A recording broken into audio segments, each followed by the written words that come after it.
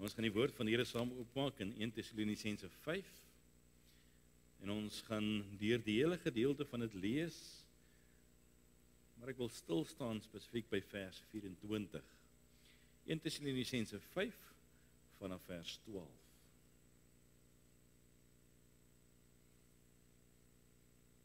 Hy sê vir ons in hierdie gedeelte, maar ons vra julle broeders, erken die wat onder julle arbei en julle voorgangers in die Here is en julle vermaan en bewys hulle in liefde die hoogste agting ter wille van hulle werk. Hou vrede onder mekaar en ons versoek julle broeders, vermaan die onordelikes, bemoedig die kleinmoediges, ondersteun die swakkes, wees lankmoedig teenoor mekaar, sorg dat niemand 'n ander kwaad vir kwaad vergeld nie, maar jaag altyd na wat goed is. Teenoor mekaar, sowel as teenoor almal, wees altyd deur bly. Bid sonder ophou. Wees in alles dankbaar, want dit is die wil van God in Christus Jesus oor julle. Blus die gees nie uit nie. Verag die profeseë nie. Beproef alle dinge, behou die goeie. Onthou julle van elke vorm van kwaad, en mag hy, die God van die vrede, julle volkome heilig maak, en mag julle gees en siel en liggaam geheel en al onberispelik bewaar word by die wederkoms van ons Here Jesus Christus. Hy wat julle roep, is getrou. Hy sal dit ook doen.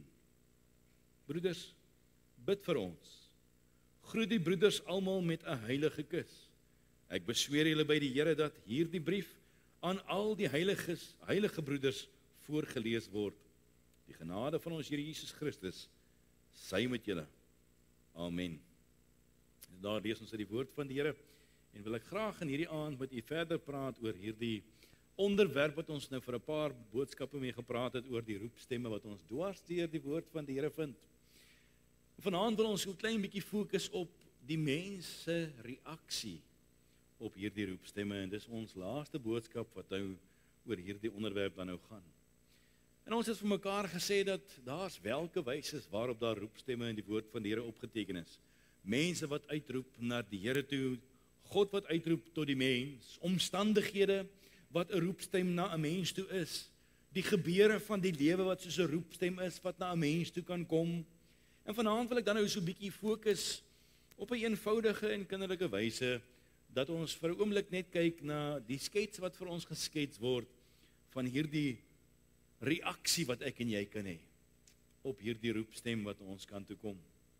In die woord van die Here lees, gee vir ons verskeie gedeeltes, en daar is soveel daarvan waarin 'n mens eintlik kan kyk, en ek het 'n paar wat ek uitgesonder het, soos die Here op my hart gelê het om in hierdie aand met u te deel, van hierdie gebeure waar 'n mens duidelik die reaksie van mense sien op hierdie roepstem. Die eerste vind ons in Genesis 18, en dan gaan 'n paar gedeeltes wees en ons 'n paar verse gaan lees.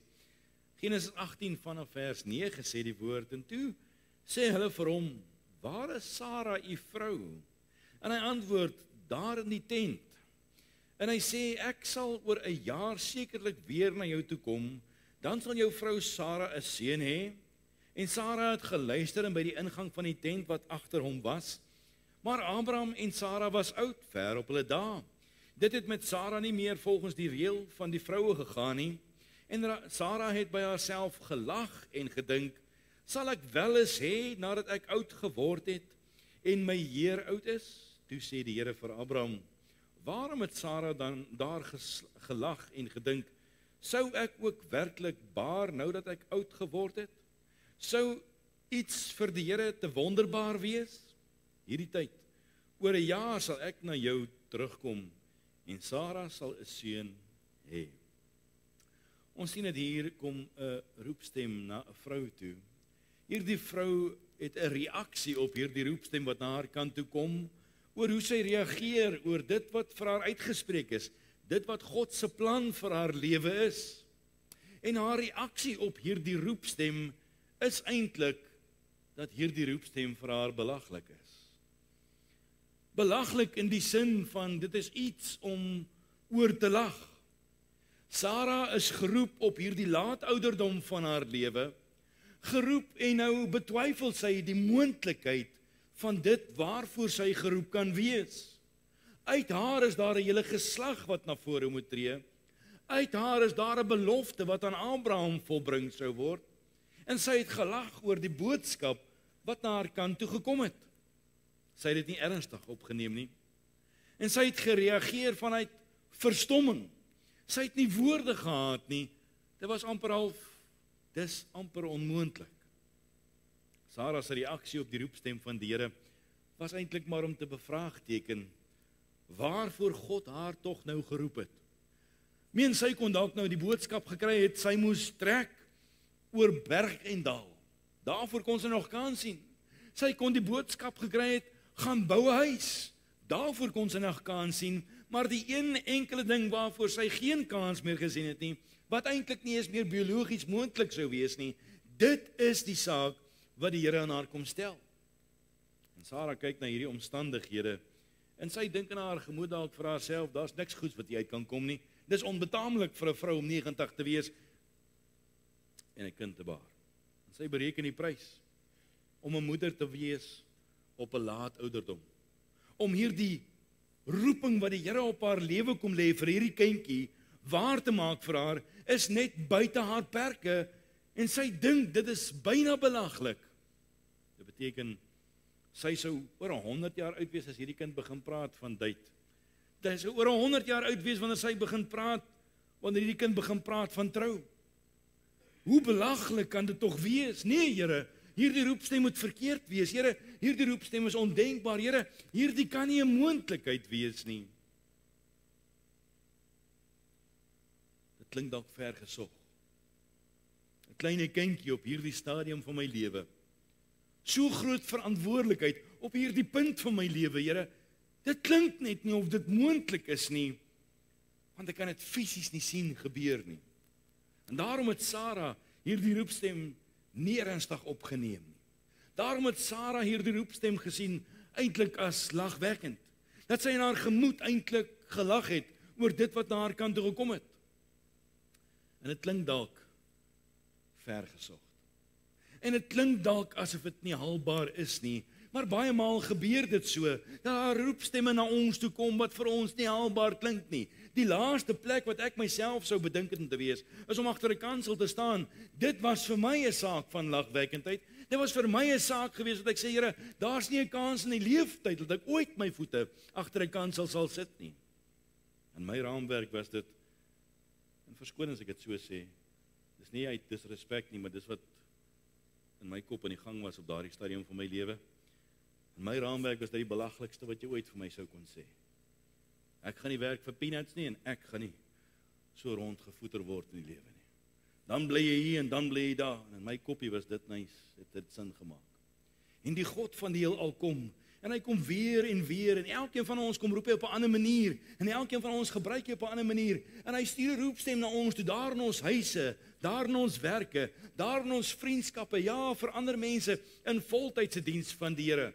Hoeveel keer kom die roepstem van die Here na ons toe, en ons reaksie op daardie roepstem is, Here, maar dis belaglik, wat hy nou van my kom vra.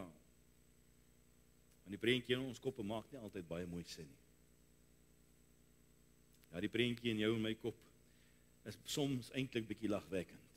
En as dit vir my verstommend, dat die Here nog steeds vir ons daardie roepstem kom gee, dat hy nog steeds met ons daardie bemoeienis kom maak, al dink ons in ons raamwerk, dis hoe belaglik. Hoe swaar dit ook al mag wees, hoe moeisaam dit ook al mag wees, maak nie saak wat die ouderdom mag wees nie, maar God kom en hy kom plaas daardie roepstem diep in ons gemoed. Al maak dit vir ons geen sin nie. Here, met hierdie lyf van my, Here, met hierdie ouderdom van my, moet ek dit nou deurgaan? Here, wil U regtig hê ek moet dit vir U gaan doen, Here? Hoe sal mense nie vir my lag as ek nou moet gaan en doen wat U sê ek moet gaan doen nie? Hoe belaglik is dit nie as ons baie maal aan onsself dink en die Here kom oortuig ons van sonde en ons dink vir onsself, nee, maar Here, hoe belaglik sal ek wees as ek nou moet reageer op U roepstem, my hand opsteek en U vertrou en sê, Here, kom maak my lewe nuut. Hoeveel keer hoor ons nie die roepstem van die Here in 'n boodskap, en die Here kom praat met ons oor iets in ons lewens wat verkeerd is, of iets wat ons moet doen wat ons nie doen nie, of iets wat ons nie moet doen nie wat ons wel doen, en ons is bang vir die belaglikheid van dit wat die Here vir ons van oortuig. Daarom staan daar mense op kerkrade en leiersposisies, mense agter kansels, wat vasgevang is in sonde. Want eens op 'n tyd het ek gedink, dis belaglik.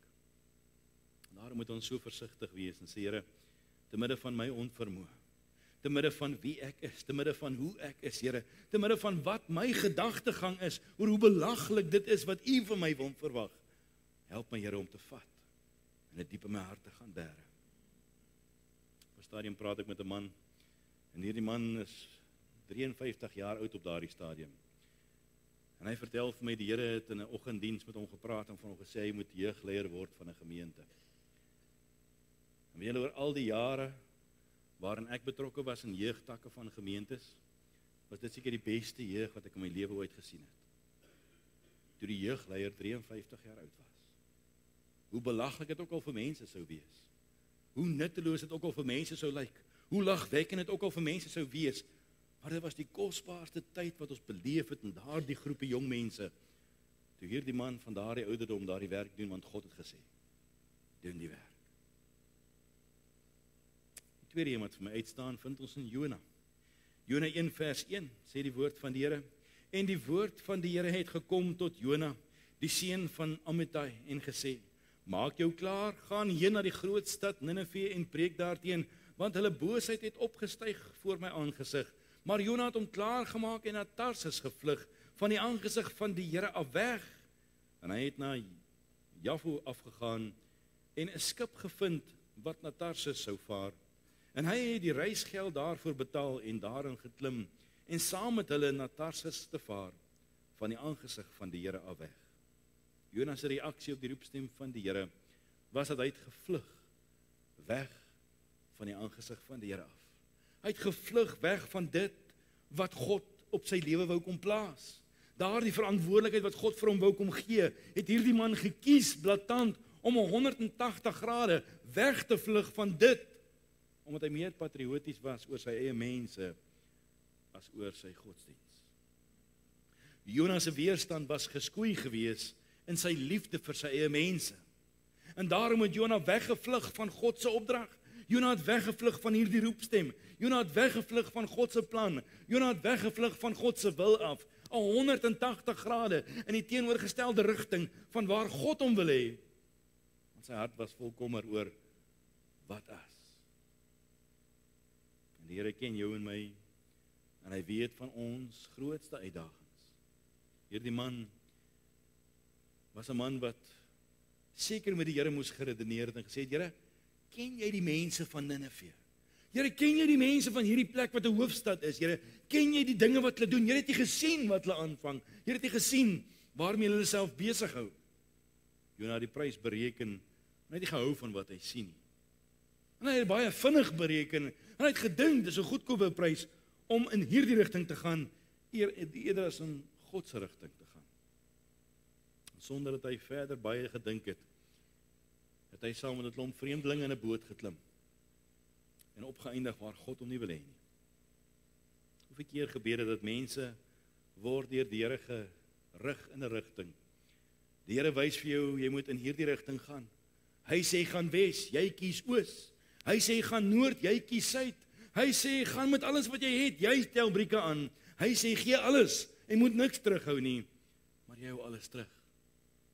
Hierdie roepstem van die Here het al verder en verder gegaan.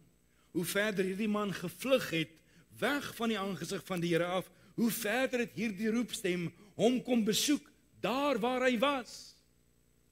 Die roepstem van die Here het op die golwe van die see verder geruis.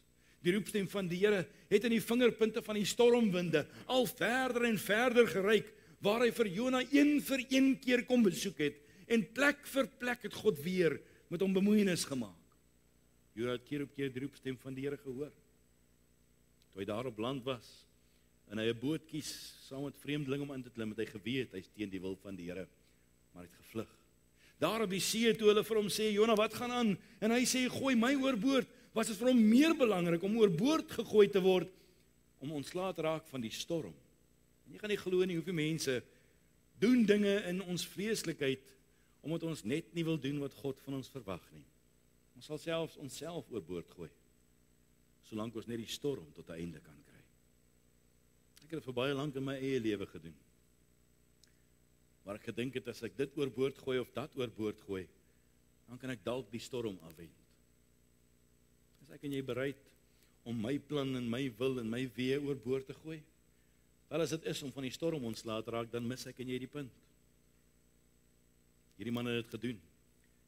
En uit hierdie rebelliese hart uit van hom, word hy self oorboord gegooi, en voor hy homself kon kry, toe vind hy hom in die diep water, daar waar hy geen oorlewingskans het nie, daar waar hy op die gevaarlikste plek moontlik vir hom kan wees. En hy doen dit steeds nie omdat hy wil nie, maar hy doen dit net om van die storm ontslae te raak. En so kan ek en jy ons eie lewe in die gedrang bring. So kan ek en jy so ver buite die wil van die Here beweeg. Ek en jy kan so ver wees van waar God wil hê ons moet wees, maar ons sal enigiets doen en enigiets toelaat, solank die storm net gaan lê. Maar is nog steeds nie die regte rede nie. Nog het die roepstem van die Here nie stil geraak nie. Want daar in die buik van 'n vis het die roepstem van die Here weer na hom toe gekom.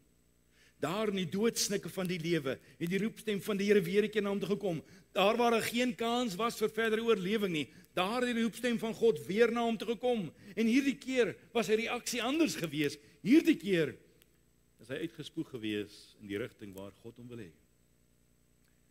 Kan jou indink dat hierdie een man soveel keer die roepstem van die Here kan hoor, en keer op keer kies hy om te vlug. Al beteken dit om in die diep water op te eindig. Al beteken dit om in die groot storms op te eindig. Al beteken dit om saam met vreemdelinge in 'n boot te klim. Al beteken dit dat ek weet ek gaan buite God se wil, maar ek sien nie kans nie. En hoeveel keer doen ons nie presies dieselfde nie? Jona het aanvanklik die roepstem verwerp. Later het hy blaatant gekies om daarteen te skop. En so maak ons baie maal in ons geestelike lewens.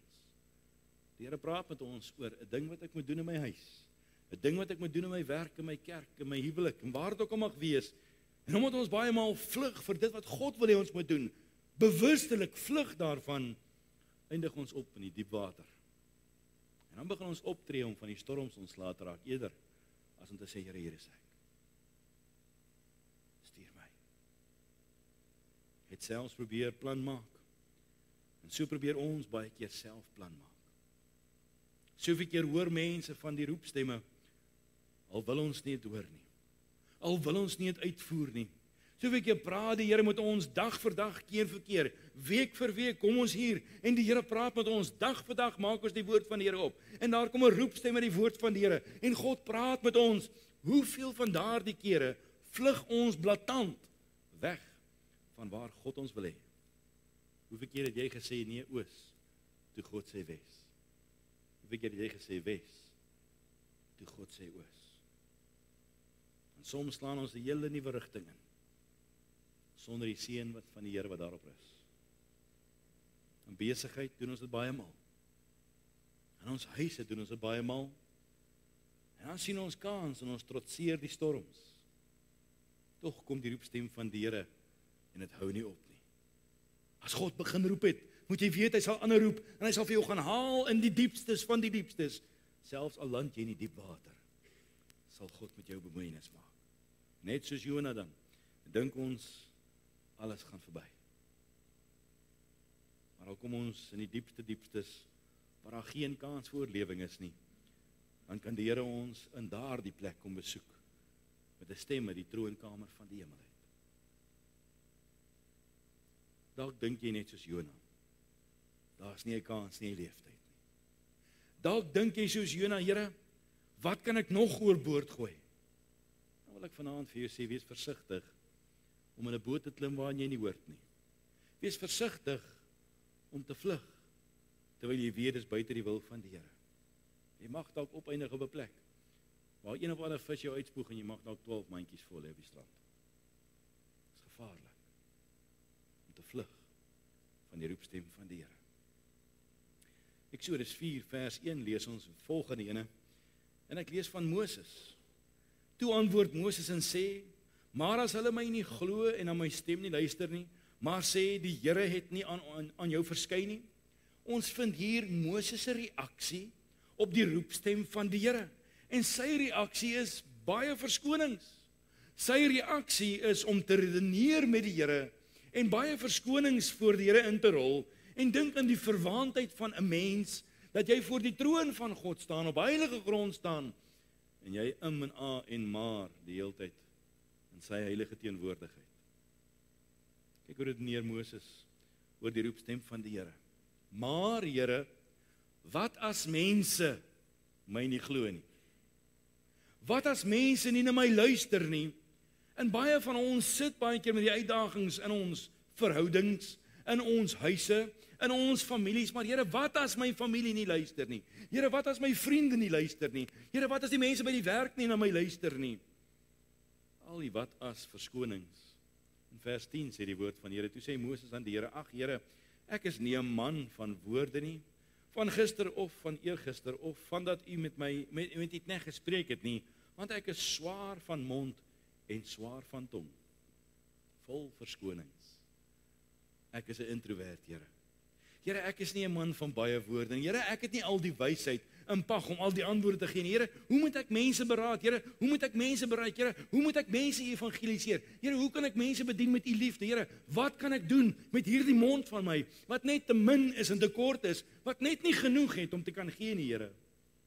Here, ek het niks om mee te kan bedien nie. Wat sal ek vir die mense sê, Here? En wat as die mense my nie glo nie, Here? Vers 11 sê die Here antwoord hom, wie het vir die mens die mond gemaak? Of wie maak stom of doof, of siende of blind? Is dit nie ek, die Here nie? Gaan dan nou heen, en ek sal met jou mond wees en jou leer wat jy moet sê. Hoe mooi is dit nie? Die Here sê nie, ek gaan met jou wees nie, ek gaan met jou mond wees. Wat ook al jou tekortkoming is, daai een ding wat jy oor worry, daardie een ding wat jou verhinder om te doen wat die Here wil hê jy moet doen, ek sal met dit wees. Here, maar my temperament is, ek is so 'n bietjie voortvarend, Here. Ja, ek kan met jou temperament wees. Here, maar my persoonlikheid, Here. Ja, ek kan met jou persoonlikheid wees. Ja, maar Here, my skedule, ja, ek kan met jou skedule wees. Wat ook al die rede is, wat ook al die verskoning is, ek sal met jou wees. Vers 13 sê, maar hy sê, ag Here, stuur tog deur wie u wil stuur. Hoor nou hoe mooi geestelik klink dit, né? Here, stuur iemand anders ter wie u wil stuur. Nee, Moses, ek wil jou stuur. En toe ontvlam die toorn van die Here teen Moses. Hoeveel keer sê ons nie, Here, stuur een van die jong laat 'n kweekskool toe. Here, stuur een van die jong manne om te gaan werk vir die gemeente. Here, stuur iemand anderster om iemand te beraad of iemand te bedien. Here, stuur iemand anderster om te gaan evangeliseer. Here, stuur iemand anderster om te gaan omgee en te gaan lief wees. Here, stuur iemand anderster om die blomme te gaan doen. Stuur iemand anderster om die gee te gaan verf. En ons dink ons kan vol verskonings wees. Maar ons besef nie dat ons reaksie sê maar eintlik net ons verstaan nie. Ons staan op heilige grond nie. Daarom moet ons so versigtig wees. Om nie te keer en wal te gooi vir die wil en die plan van die Here nie. Maar om te sê, Here, hier is ek. Eksodus 4 vers 24 sê, en op die pad in die herberg het die Here hom teëgekom en wou hom doodmaak. God wil vir Moses doodmaak. Toe neem Sipora, sy ou vroutjie, 'n skerp klip en sy sny die vooruit van haar seun af en gooi dit voor sy voete en sê, waarlik, jy is vir my 'n bloedbruidegom. Sien, as God jou geroep het, en jy gehoorsaam antwoord op daardie roepstem van die Here nie, dan moet jy versigtig wees. Want die dag wanneer die toorn van God ontvlam oor jou lewe, mag daar dalk net nie 'n Sipora naby wees nie. En wat maak jy dan? Maar hierdie vrou Sipora was 'n deel van die probleem gewees, want onthou, sy is 'n Midianiet gewees. Dit beteken sy is heidens, sy het heidense gebruike. Hulle het nie besnydenis gedoen nie en vir haar was dit dalk 'n gemorsaffære gewees. Sy kon haarself nie indink nie. Hoe kan julle so barbaars wees? Hoe kan julle God sulke dinge van julle verwag? En nou moet hierdie man Moses moet nou hierdie vroutjie van hom vat en hy moet die volk gaan uithaal. Dink nou aan die skynheiligheid. Sy eie kind is nie eens besny nie, maar hy moet die hele volk gaan uithaal wat besny is. En vir sy vrou wil sy nie haar kind besny hê nie, want dan assosieer sy haar kind met 'n klomp slawe. Waarom sal ek dit nou wil doen? Met so 'n godsdiens, met 'n God wat van sy volk vergeet vir 430 jaar. Is jy mal, Moses? Maar die probleem is, Moses se voorbeeld vir sy vrou is, jy kan my arm draai. My ou bokkie, kom net saam met my. Ons gaan nou die Here gaan dien, ons gaan doen wat die volk gaan sê. Ons gaan nie die ou bloetjie besny nie. Ons gaan daai deel van die opdrag van die Here gaan ons los. Maar kom net saam met my. Kom ons gaan doen dit en ons kyk net hoe gaan dit. En hierdie kompromie is wat die groot probleem was. Jy sien, verskonings lei na kompromieë toe. Want wat jy vandag gebruik as 'n verskoning is môre jou kompromie hoekom jy nie is waar God jou wil hê nie. In jou eie lewe, in jou verhoudingslewe, en daardie roepstem van die Here oor jou lewe. Moses het baie redenasies gehad en baie verskonings gehad. Maar sy eie gesin was nie waar hulle moes wees nie. Dink wat is die boodskap wat die volk aan moes dink as hulle dit moes dink. Jy wil vir ons kom vertel, maar jou eie gesin doen nie goeders wat hulle nie moet doen nie. Jy wil vir ons kom preek, maar jou eie gesin doen nie wat jy sê hulle moet preek nie. Onderhandel ek en jy dalk met die Here? Dink ons dalk ons kan baie verskonings bring voor die Here? Vir 40 jaar oorleef hierdie man in die woestyn. Sy vroukie met wie hy nou getroud is, saam met hom in die woestyn. Hulle leef in hierdie woestyn en haar reaksie op hierdie roepstem van die Here op haar man se lewe is so van bietjie weersin. En dalk was dit so gewees dat hierdie vrou toe nou staan tussen God se roeping en haar man Moses, want hy kan nie hierdie roeping ten volle uitleef nie, want Sipora skop so bietjie teen hierdie roeping en eintlik verhinder sy vir Moses om die wil van God te doen met alles wat sy het. En dis uiters gevaarlik. Want jy dobbel met iemand se lewe. Voor sy ook kon uitvee. Toe is haar man se lewe ingedrang. Maar as 'n mens maar net die Here vertrou en sê, ag Here, help ons asseblief om van al die verskonings ontslae te raak. Help ons, Here, sodat ons geen kompromieë sal aangaan nie. Dan kan ons dalk kom waar die Here ons wil hê. Dalk het sy gedink, maar Moses, gaan doen nou wat jy moet gaan doen. Gaan haal jou mense uit Egipte uit. Waarom wil jy my kind ontwrig? Waarom wil jy my kind nou hier wegvat? Ons bly by my paale, ons bly gelukkig, ons is versorg. Waarom wil jy nou al die pad terugvoet na Egipte toe? Daar's niks goed in Egipte nie. Maar deur haar gesindheid was haar man byna dood. Is ons gesindheid miskien ons verskoning partykeer? Waar iemand baie naby aan jou dalk nie kan wees waar God hulle wil hê moet wees nie. Papa, staan jy dalk in jou vrou se pad om die Here met oorgawe te kan dien? Mamma, staan jy dalk in die pad van iemand om die Here met oorgawe te kan dien? Dan wil ek vandag vir jou kom versoek om versigtig te let op die roepstem van die Here. En te sê, Here, help U vir my asseblief, dat ek nie verder sal dobbel met die wie aan my toevertrou het, se lewe nie. Want wat gaan jy maak as die toorn van die Here op jou lewe ontvlam? Daardie roepstem kan enige iets wees, vriende. In jou huis, in jou huwelik, in jou werksplek, waar jy jouself ook al mag vind. Vandag se verskonings word môre se kompromieë. Wees baie versigtig, want die prys is bitterlik duur. Die derde een wat ek graag wil uitwys is Samuel. Hierdie man Samuel se reaksie op die roepstem van die Here sien ons in 1 Samuel 3 vanaf vers 4. Hy sê, het die Here na Samuel geroep en hy het geantwoord, hier is ek. Daarop loop hy na Eli en sê, hier is ek, want U het my geroep. Maar hy antwoord, ek het nie geroep nie. Gaan slaap maar weer. Hy het toe geloop en gaan lê. Verder het die Here Samuel weer geroep. En Samuel het opgestaan en na Eli gegaan en gesê, hier is ek, want U het my geroep. Maar hy antwoord, ek het nie geroep nie, my seun. Gaan slaap maar weer. Maar Samuel het die Here nog nie geken nie. Ook was die woord van die Here nog nie aan hom geopenbaar nie. En die Here het Samuel weer geroep vir 'n derde maal. Hy het opgestaan en na Eli gegaan en gesê, hier is ek, want U het my geroep. Toe merk Eli dat die Here die seun geroep het. Daarom het Eli vir Samuel gesê, gaan lê, en as hy jou roep, moet jy antwoord, spreek Here, want die knegt hoor. Samuel was onseker geweest oor wie dit was wat hom roep. Kan jy indink? Hierdie man bly binne in die tempel. Dag en nag. Hy moes ingestel wees op die woord, hy moes ingestel wees op die teenwoordigheid van die Here. Hy was geanker gewees in hierdie gebou. Hy het nooit sy voete daar uitgesit nie. Dis sy lewe gewees. Wat die roepstem van die Here kom te hoor het nie. Toe erken hy nie wie hom roep nie. En soveel keer dink ek dit kan so maklik gebeur. dat die Here kan roep. En soms kom roep hy jou in die nagtelike ure vir iets wat jy vir hom moet gaan doen. Die Here het nie vir Samuel geroep vir iets extravagant en groot nie. Hy wou maar net die woorde gehoor het. Spreek Heer, u knegt luister. God wou nie gehad dat hy moet 'n volk gaan uitlei uit Egipte uit nie. God wou nie gehad dat hy moet 'n kind gebaar het nie. God wou nie gehad dat hy moet iets wonderlik gaan doen het nie. Hy moes net geantwoord het. Spreek Heer. Maar omdat hy onseker was hoe om te reageer.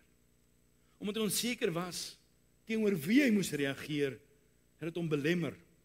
En hy gaan na Eli toe en Eli leer hom hoe om op te tree wanneer hierdie roepstem na hom toe kom. Samuel se reaksie was onseker geweest, want die woord van die Here sê, want hy het die Here nog nie geken nie. Maar hierdie was dan 'n man wat in die tempel gebly het. Wel, hy het nog nie die Here so diep geleer ken, om daardie roepstem so duidelik te kon onderskei nie. En daarom moet 'n mens fyn ingestel wees, sodat ons daardie onderskeidingsvermoë het, dat ons nie onseker sal wees, wanneer God met ons praat nie. Besef jy die groot stelling wat hier gemaak word? Hoeveel mense mis vandag die roepstem van die Here, omdat jy die Here nog nie so geleer ken het nie. Hoeveel mense hoor die roepstem van die Here, maar hulle weet nie wie met hulle praat nie. Hoeveel mense mis die roepstem van die Here, want hulle weet nie hoe om te reageer nie. Ek merk iets op in vers 10 en vers 11. Toe Samuel verstaan met wie hy te doen het, en korrek kon antwoord, toe sê die Here vir hom hierdie woorde: Kyk, ek gaan 'n groot ding doen in Israel. Kan jy jouself indink dat jy daai woorde moet mis? Net omdat jy nie geweet het wie met jou praat nie? Kan jy jouself indink dat jy daardie boodskap moet mis in die oomblik toe jy dit regtig nodig gehad het? Kyk my kind, ek gaan 'n groot ding doen in jou familie. Kyk my kind, ek gaan 'n groot ding doen in jou dag. Ek gaan 'n groot ding doen in jou werk. Ek gaan 'n groot ding doen in jou kerk. Ek gaan 'n groot ding doen in jou gesondheid. Maar jy het dit gemis. Want jy was nie seker wie praat met jou nie. Wat as hy dit van jou huis kom sê? Wat as hy dit van jou huwelik kom sê? Wat as hy dit van jou geestelike lewe kom sê? Kyk my kind, ek gaan 'n groot ding doen vandag. Nie allerhande donasies of twisvrae nie. Nie allerhande verskonings of alternatiewes nie. Net eenvoudig, afhanklik.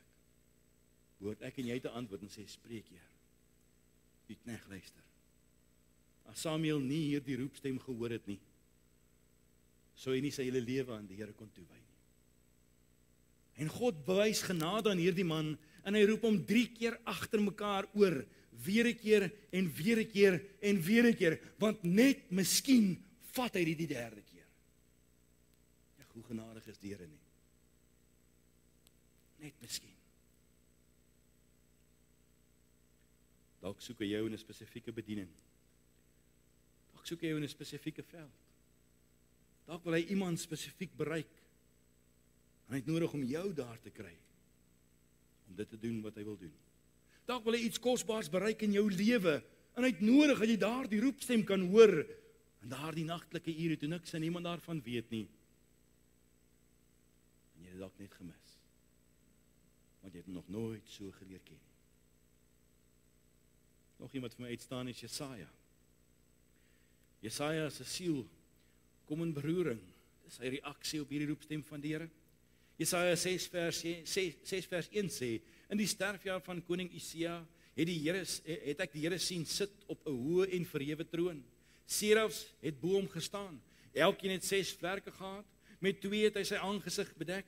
En dan verduidelik hy hierdie. Hy sê, en die hele aarde is van sy heerlikheid vol, en die drempelposte het gebewe van die geluid van die roepers, en die huis het vol rook geword. Toe het ek gesê, wee my, ek is verlore.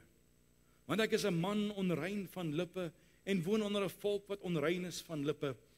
Want my oë het die koning, die Here van die leerskare gesien. Maar een van die serafs het na my toe gevlieg, met 'n gloeiende kool in sy hand. En hy het met 'n tang van die altaar afgeneem het, en my mond daarmee aangeraak, en gesê, kyk, dit het jou lippe aangeraak, en jou skuld is weg, en jou sonde versoen. Daarop hoor ek die stem van die Here wat sê, wie sal ek stuur? En wie sal vir ons gaan? Toe antwoord ek, hier is ek, Here, stuur my. Hierdie man se reaksie op die roepstem van die Here is, sy siel kom in beroering. Net soos wat die deurposte in beroering gekom het, het hierdie man se binneste in beroering gekom, want hy het besef met wie hy te doen het. Hy het God gesien soos hy is, hy het homself gesien soos hy is, hy het die nood van sy dag gesien soos wat dit is, en hy kon nie anders nie, want hy was gedring, sê die woord van die Here. Sy hart was in beroering, en God se roepstem kom na hom toe en 'n vraag, wie sal ek stuur? As hy vanaand in die kerk moes wees, en hy die vraag moes vra, wie sal ek stuur? Sou dit die deurposte wees wat bewe? Of sou jou en my hart wees wat in beroering raak voor die Here? Jesaja kan antwoord op daardie roepstem. Hier is ek, Here. Stuur my. Want sy siel was in beroering. En as jou siel nie in beroering gekom het nie, gaan jy die roepstem van God gaan jy mis. Daarom leef baie mense nie in oorwinning nie. Daarom leef baie mense nie 'n vervulde lewe nie. Daarom leef baie mense die val en opstaan lewe. Daarom leef baie mense doodtevrede met die geestelike standaard waarop ons is. Daarom ploeter ons maar so voort. Want ons harte kom nie in beroering nie. Vriende, dit is lewensveranderend. Nooit ooit daarna kon Jesaja ooit weer dieselfde wees nie. Hy kon nooit weer met dieselfde bril na die wêreld kyk nie. Hy kon nooit met dieselfde lewe verder leef nie, want 'n koelvuur uit die hemel uit het hierdie man aangeraak. Is dit nie wat nodig is nie? Is dit nie wat die verskil gaan maak nie? Is dit nie alles wat nuut gaan word in ons binneste, wanneer ons 'n koelvuur uit die hemel uit het? Om ons aan te raak nie. Sien, ons het gemaklik geraak by die braaivleisvuur. Ons het gemaklik geraak by die kuiers. Maar hoe gemaklik is ons met 'n koelvuur van die hemel uit? Gaan ons regtig tevrede wees met harte wat koud geraak het? Gaan ons regtig tevrede wees met 'n wêreld wat in beroering is oor die boosheid wat aan die gang is, maar die kerk is lank nie meer in beroering? Op 'n stadium gaan ons begin uitgaan en mense smeek en soebat en sê, kom saam, kom saam, kom saam, hier is die geleentheid, dis nou die kans, want al wat dit vir ons sê is, ons sit waar ons sit, want ons harte is nie in beroering nie.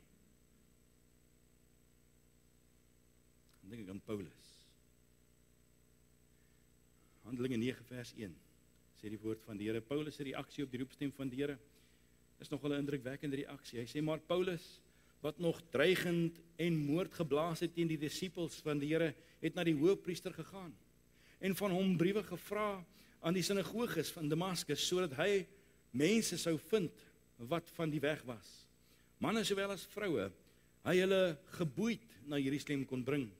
En toe hy op die reis na Damaskus kom, omstraal hom skielik 'n lig van die hemel af, en hy val op die grond en hoor die stem vir hom sê, Saul, Saul, Johan, Johan, noem jou naam. Waarom vervolg jy my?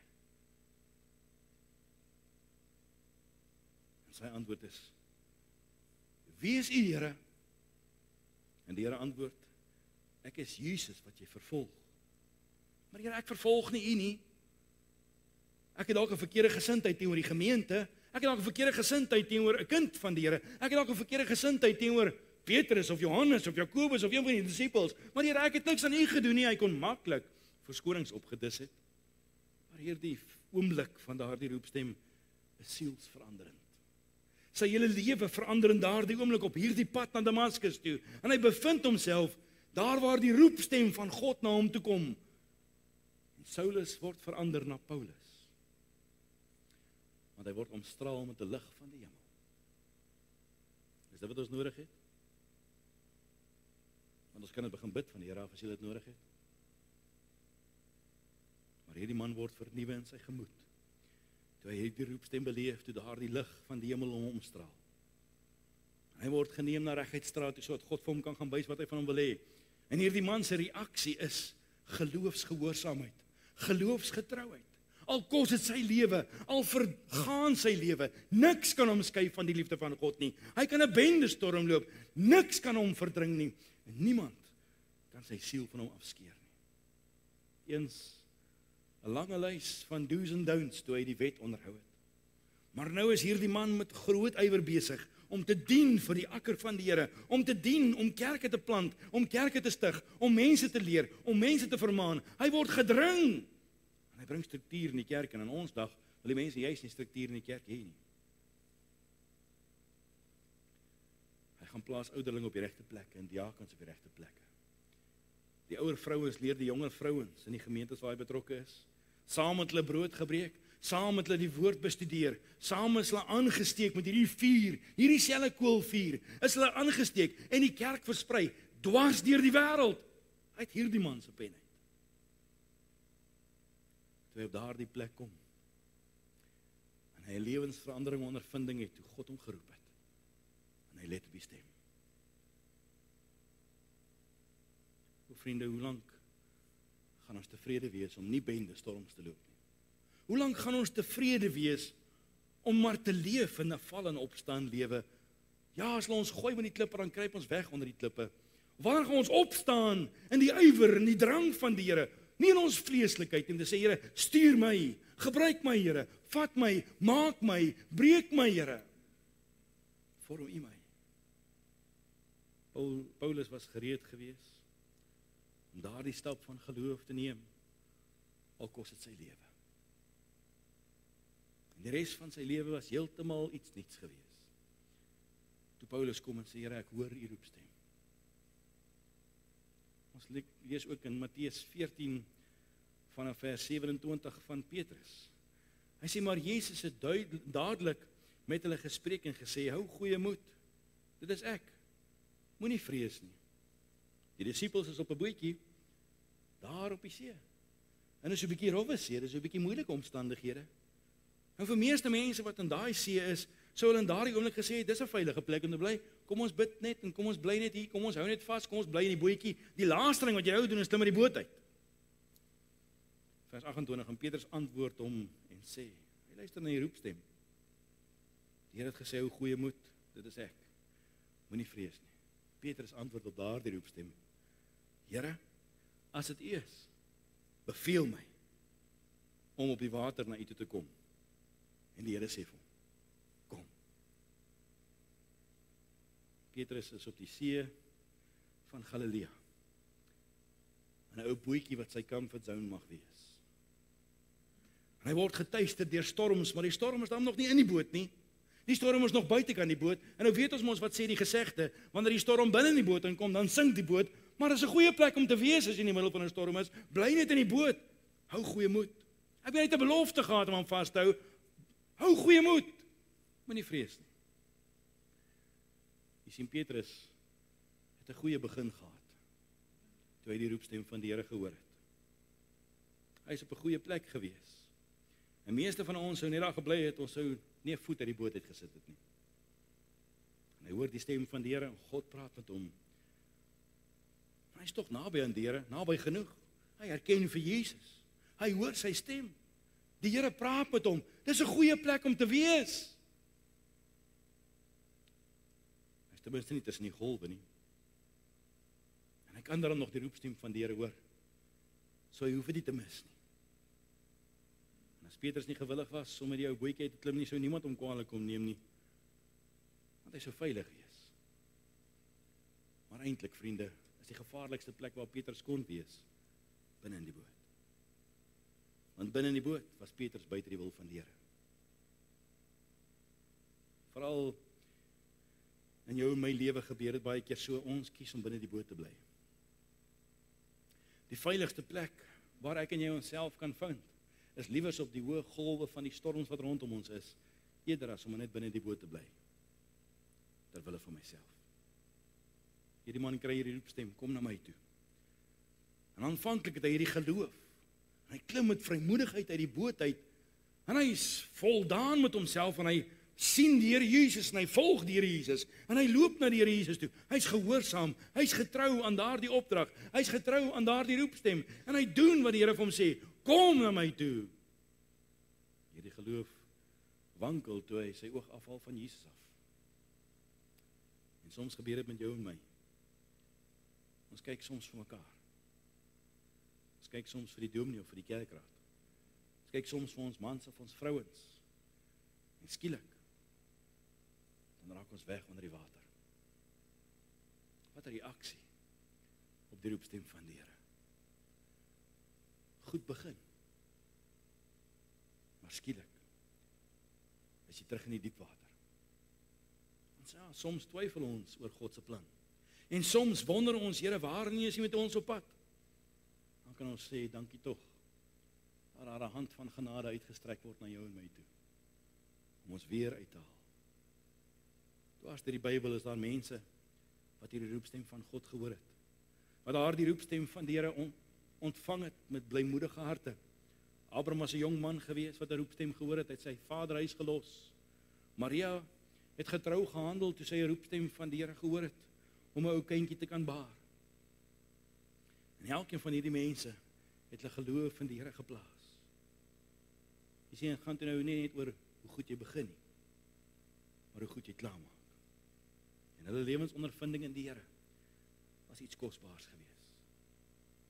Ek het vir jou 3 waarborge vanaand. As jy die roepstem van die Here hoor, en God met jou werk en God met jou praat, en hy iets vir jou wil doen, of iets met jou wil doen, of iets in jou wil doen, dan sal hierdie 3 waarborge. In die eerste ene, jy sal heel waarskynlik nie weet waar in jou pad is nie. Die detail van die plan verstaan jy nie. Soos vir Abraham het hy gesê, maak jou klaar en trek na 'n land wat ek jou sal wys. Jonah het geweet, hy gaan na Nineve toe, hy het die plek geken, hy het nie die detail geken van die res van die plan nie. Keer op keer sien ons hoe dit gebeur. Die tweede ding wat 'n waarborg vir ons is jy sal verseker voel of jy nie toegerus is vir die werk nie. Want God roep nie mense wat toegerus is nie. Hy rus mense toe wat hy geroep het. So baie keer voel 'n mens heeltemal ondergekwalifiseerd. Dis my groot stryd in die bediening. Voel heeltemal ongekwalifiseerd. 1 Korintiërs 1:26 sê, want let op jou roeping, broeders. Julle is nie baie wyse na die vlees nie, nie baie magtig is nie baie edel is nie, maar wat dwaas is by die wêreld, het God uitverkies om die wyse te beskaam, en wat swak is by die wêreld, het God uitverkies om om wat sterk is te beskaam. Ek en jy is nie so impressive nie, maar as ons maar net getrou kan wees, en die roepstem van die Here kan vat, kan God ons gebruik waar hy ons wil gebruik. Ek lees van 'n skrywer, hy sê, when you receive a call from God, you can be guaranteed to feel ill-equipped, and that's a good thing. Die derde waarborg is, God stel jou in staat. Jy hoef nooit te wonder nie. God rus jou toe vir wat ook al die werk is, of dit so klein is, en of dit so groot is, maak nie saak waar hy met jou wil opeindig nie, maak nie saak wat hy wil doen nie, hy sal jou toerus vir die werk, hy sal jou die krag gee, hy sal jou die vernuf gee, hy gaan jou bring tot waar jy moet wees. Daar was 120 in die boefretrek gewees. Hulle was kragteloos, hulle was nie by magte nie, hulle was bang gewees, en omdat hulle kragteloos was, moes hulle net daar gewag het. Paulus moes vir 3 jaar gewag het in die woestyn. Noag moes vir 120 jaar lank gebou het aan 'n ark, terwyl hy nog nooit 'n ark gebou het nie. Hy het nog nooit eens reën gesien nie. Die disippels het teruggegaan na die viswater toe, want dis wat hulle geken het. Hulle moes gewag het op die Here. Job het alles verloor, want alles wat hy was en alles wat hy gehad het, was nutteloos geweest vir die werk wat God hom voor wou gebruik. Vriende, ons moet versigtig wees oor hoe ons gaan reageer op die roepstemme van die Here. Anders word die roepstem dalk stil, soos in Saul se lewe, soos in Samson se lewe.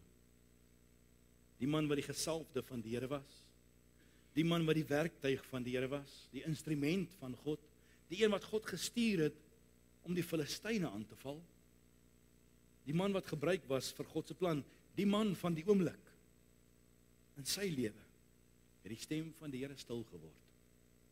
Want hy het geluister en die stem begin mis. Jy sien, wanneer God se roepstem om uit te kom, roep hy ons vir voorbereiding, roep hy ons vir vernuwing, roep hy ons vir afsondering, roep hy ons om 'n keuse te maak. Dag vir dag, keer vir keer, oomblik vir oomblik. En om neutraal te staan in daardie dag wanneer jy die roepstem van die Here ontvang, waarvoor dit ook al mag wees, is nie 'n opsie nie. Maar dieselfde skrywer sê, God does not need our ability, just our availability. Ek dink aan iemand soos hoe die Here gewerk het met Moses. Vir die eerste 40 jaar van Moses se lewe was hy iets gewees. Kan nie helemaal sê wat hy was nie. Hy was iets gewees, hy het in 'n paleis gebly, hy het 'n koninklike lewe gehad. Vir die tweede 40 jaar van sy lewe was hy niks gewees nie. En na 80 jaar tot hy verskonings. Here, maar 40 jaar terug was ek nog iets gewees, toe kon nie my gebruik het. Here, 40 jaar terug het ek nog wysheid gehad, vandag is ek useless, Here. Ek praat meer met skape as met mense. En die Here sê, dis jou wat ek wil hê. En die Here gebruik hierdie man as 'n werktuig. Hoor wat sê hulle? Moses is God's answer to the need of the hour, but he wasn't prepared to be the one. So he came up with reasons to show that this wasn't a good idea. You can understand where he's coming from, because he was once upon a time the prince of Egypt, but that was 40 years ago. Then, according to Stephen, in Acts 7:22, Moses was educated in all the wisdom of the Egyptians and was powerful in speech and action. He has the status, the influence, and the prestige. He was at his prime, but now he is just a shepherd tending to his father-in-law's flock for the last 40 years. He probably speaks to sheep more than people, not to mention speaking to a big name like Pharaoh. And he did not even end up here by choice. He killed a man in Egypt and is a runaway fugitive. En die Here sê, dis jou wat ek wil hê.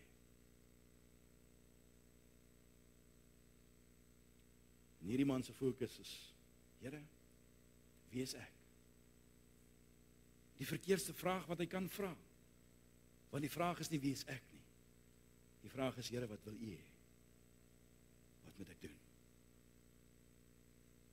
Vriende, wat is jou reaksie vandag? Op die roepstemme van die Here in jou huis? Wat is jou reaksie vandag op die roepstemme van die Here hier in ons omgewing? Wat is jou reaksie vandag op die roepstem van die Here in jou familie? In Pretoria? Wat is die reaksie van jou hart vandag voor die Here oor jou roepstem hier in Wonderboom? Want ek het vir jou goeie nuus. Die feit dat jy vanaand hier sit, sê hy roep nog steeds. Maar ek het vir jou slegte nuus. Ek weet nie waar wag 'n groot vis vir jou nie. Vir hoe lank gaan ons tevrede wees met harte wat nie in beroering is nie? Mag die Here ons help om die regte reaksie te hê op die roepstem van die Here. Ons buig ons hart en bid ons saam. Dankie Here vir die wonderlike voorreg dat U ons in hierdie aand bymekaar kom bring het. Here, dalk om uit te gaan en te gaan soek en te gaan red wat verlore is. Dalk om nader te trek die wat koud en afvallig word. Dalk om met ywer uit te reik en te ywer vir U saak en vir U koninkryk. Here, wat dit ook al mag wees wat ons moet doen, help ons om met fyn ingesteldheid te let op U roepstem vir ons lewe. In ons huis, in ons werk, in ons stad, ja, in ons kerk. Help ons, Here, om te fokus op U koninkryk. En nie te mis, toe die God van die heelal met ons bemoeienis maak nie. Help ons, Here, om reg te antwoord op die roepstemme van die Here. Ons bid dit in Jesus naam. Amen.